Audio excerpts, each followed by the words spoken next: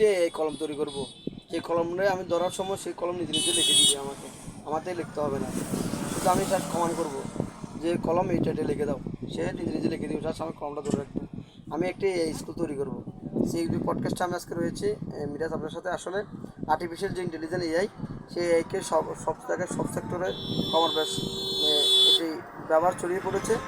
AI কোনো alien নয়, AI কোনো দাজ্জাল নয়, এআই একটি প্রযুক্তি, একটি মানুষের যে মস্তিষ্ক, মানুষের যে একটি চিন্তা চেতনা, সেটিকে আরও দ্রুত এগিয়ে নিয়ে যাচ্ছে। আসলে এখন বর্তমান যে পজিশন চলে আসছে, আসলে আমাদের দেশের যে একটা শিক্ষা ব্যবস্থা, এডুকেশনের যে মুখস্থ শিক্ষা ব্যবস্থা, সেটি আমি মনে করি সরকার থেকে তুলে দেওয়া হোক।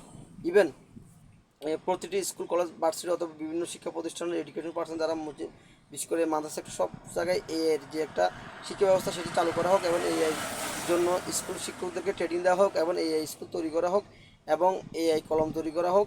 আসলে এআই খুবই মানুষের জীবনের জন্য খুবই ইম্পর্টেন্ট। এআই ব্যবহারটা আমি মনে করি এখন শিক্ষা, সামরিক, স্বাস্থ্য, এমন অনেক সেক্টরে এআই চলে আসছে। আসলে আমরা যখন আগে আপনারা দেখতাম যে আর্টিফিশিয়াল যে ইন্টেলিজেন্স, এটাকে অনেকে যারা পিছিয়ে রেখে দিবে, এটা ব্যবহার যারা করবে না, এটা নিয়ে যারা অন্য কিছু মন্তব্য নিয়ে আসবে, আমি মনে করি তারা পিছিয়ে থাকবে। কারণ এআই মানুষের জীবনের যে অনেক কিছু মানে সহজ করে দিয়েছে। আপনি একটা বিষয়ের সঙ্গে জানতে চাচ্ছেন, আপনাকে এক একজন এক এক ধরনের উত্তর দিবে, কিন্তু একে যদি জিজ্ঞেস করেন আমি যে এই বিষয়ের সংক্রান্ত জানতে চাই, মানে অথবা মানে একটা উদাহরণ দিলাম আর হ্যাঁ, যে আগামী এক সপ্তাহের মধ্যে বৃষ্টি হওয়ার সম্ভাবনা আছে কিনা, আবহাওয়া দপ্তর একরকম বলবে, ব্যক্তি বিশেষ একরকম বলবে, কিন্তু যখন আপনি এআইকে প্রশ্ন করবেন, এআই আপনাকে একটা ভালো রকম সাজেশন দেবে। সে গ্লোবালাইজেশনের যে আবহাওয়ার যে একটি সমীক্ষা রয়েছে, সেখানে কিছু অ্যানালাইজ করে সে আপনাকে একটু পূর্বাভাস দিবে, যেটার পূর্বাভাস আপনি 99% কমার আপনি পাবেন। তো আমি বলবো, মনে করি এই কোনো দাজ্জাল নয়, এই কোনো এলিয়ান নয়, এই একটি প্রযুক্তি। আর আমরা প্রতিনিয়ত যে আমাকে এখন আপনারা দেখতেছেন, সামনে এমনও প্রযুক্তি আসবে যে আমি বলতেছি না কোনো এআই, কোনো রোবট বলতে, সেটা আপনি বুঝবেন না। কারণ আমাদের চোখের যে চিন্তা চেতনা, যে স্কিন, সেটি আমরা এভাবে অভ্যস্ত হয়ে যাব। তো আমি পরিবেশে এআই যেরকম উপকারী, খারাপ দিকেও রয়েছে। তাই প্রত্যেকটা জিনিস ভালো দিকে খারাপ দিকে রয়েছে। মোবাইল আসার সময় যখন প্রথম মোবাইল আসছে, মানুষ মোবাইল নিয়ে অনেক ধরনের কথা বলছে, কিন্তু দিন শেষে দেখছে যারা বলছিল তারাই সেই মোবাইলকে সবার আগে গ্রহণ করছে। তো প্রত্যেকটা জিনিসে ভালো খারাপ রয়েছে, কিন্তু আপনি ব্যবহারটা কোন দিকে করতে, সেটা বড় বিষয়। তো আমি মনে করি যদি আমার চিন্তা চেতনা তো আমার একটা মেধা হয়, আমি এআই কলম তৈরি করব। এআই একটা স্কুল প্রতিষ্ঠা করা দরকার, এবং এআই আর্টিফিশিয়াল যে ইন্টেলিজেন্স, সেটির ব্যবহার কমার বেশ প্রত্যেক সেক্টরে করা দরকার। আপনি যখন একটি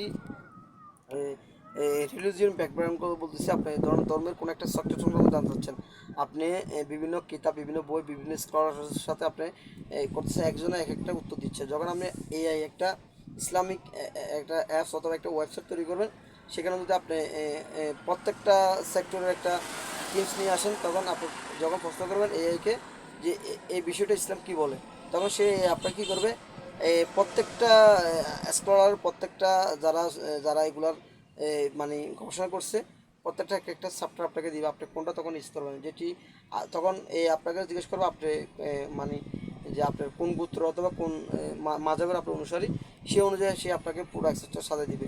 তো ইনশাল্লাহ আমার যদি অর্থ হয়, আমি ইনশাল্লাহ এই একটি ইসলামিক মানে সাইট তৈরি করবো, যেখানে ইসলামের যে কোনো জিজ্ঞাসা, যে কোনো প্রশ্ন উত্তর আপনারা অতি সহজে পেয়ে যান। তো আল্লাহ পাক রব্বুল আলামিন আমার সে তৌফিক দান করুক, আর্টিফিশিয়াল ইন্টেলিজেন্স সেটি ব্যবহার আরও এগিয়ে যাক, এবং আর্টিফিশিয়াল ইন্টেলিজেন্সের সেক্টর যদি আমরা রিলিজিয়ন বা অত উন্নত সেক্টর বলতে আমরা ধাপা চাপা দিয়ে রাখি, দিন শেষে আমরা পিছিয়ে থাকবো।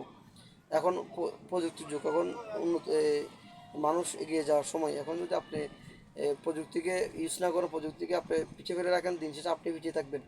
আর আপনারা জানেন কি না, বর্তমানে চীন, রাশিয়া, আমেরিকা, তারা আমাদের থেকে আরও 100, 500 অথবা 20 বছর অথবা 15 বছর এগিয়ে রয়েছে। কারণ তাদের তাদের চিন্তা চেতনা অনেক উঁচু। আমরা এখনও পিছিয়ে রয়েছি, কারণ আমরা প্রযুক্তিকে মানে প্রযুক্তি ইউজ করি না, প্রযুক্তি সে দূরে থাকি, এবং প্রযুক্তিকে আমরা পিছিয়ে রাখতেছি।